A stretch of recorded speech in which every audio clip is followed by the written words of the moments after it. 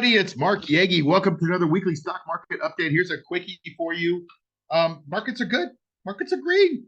You know, there's always a green market somewhere, right? Like, I don't know, Kramer says that or somebody says that. I don't like to quote Kramer. I don't know why I just quoted Kramer. But anyway, there's always like, even though things look bad sometimes, like 2 or 3 weeks ago, things look rough. They kind of bottom, and then there's the buyers that come in and they look for deals and they run it back up. So now we're in a green market. Let's hope this one sticks. We've had some head fakes over the last several months, which has been kind of rare. The markets just haven't known what to do with all this Fed craziness.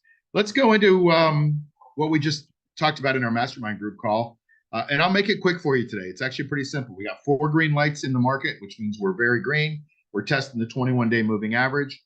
Here's the NASDAQ chart. You can see it bouncing off the 200. It's actually the 40-week moving average because this is a weekly chart. Here's the daily. The daily is bouncing off that 200. It's also above the 50. A lot of constructive action there. Nice. And then here's kind of the same thing. S&P 500 is kind of the same deal there. So is the Dow. The New York Stock Exchange, however, is not. This is the worst looking of all of them, and it's the broadest one. So this one has the most concern. But who wins, right? 3 indexes going up and 1 not going up so much. I don't know who wins that. Whatever, we'll see. But usually they end up diverging. So the 3 will pull this one up, which is what I think will happen, or this one will pull the other ones down.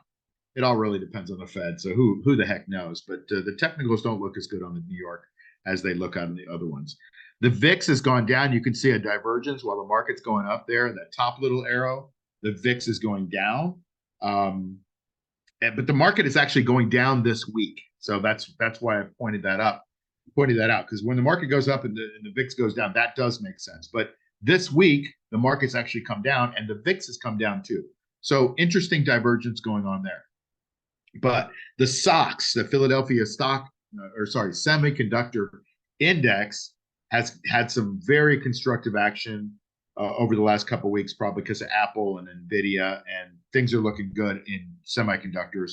And that leads the techs. That's the NASDAQ. The NASDAQ leads the other markets, and then everybody's off to the races and running after the recent weakness that we've had. So we'll see how that goes. Apple is paid a dividend, had numbers, last week, I think. And Apple's just doing its thing. This is a nice looking chart, bouncing off the 50 and the 200-day moving average. Really nice looking chart, actually, for Apple, even though it's just a healthy pullback. Tesla, not as good on that chart, but I'll show you one interesting chart here. And I do something in the cash flow machine called gap analysis. And I'm always looking for gaps, and I can't get into all the stuff on gap analysis. But notice this little X here on the chart. There was a gap there, and the stock went today, filled the gap, and did a reversal of the other side. And so now, since it's filled that gap, it wants to go fill this other gap that I have, the 2 green bars there where it says gap. That's where it wants to go, I think.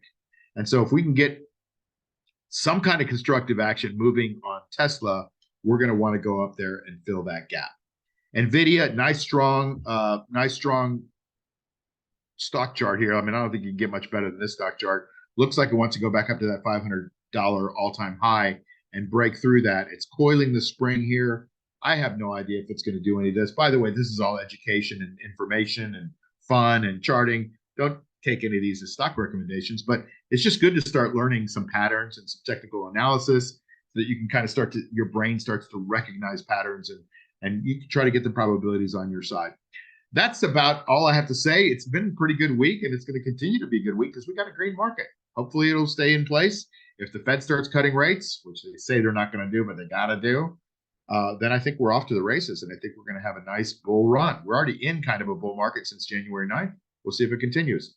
Thanks for joining me, everybody. I hope you have a fantastic week, and I'll see you next week on the next edition of the Weekly Stock Market Update.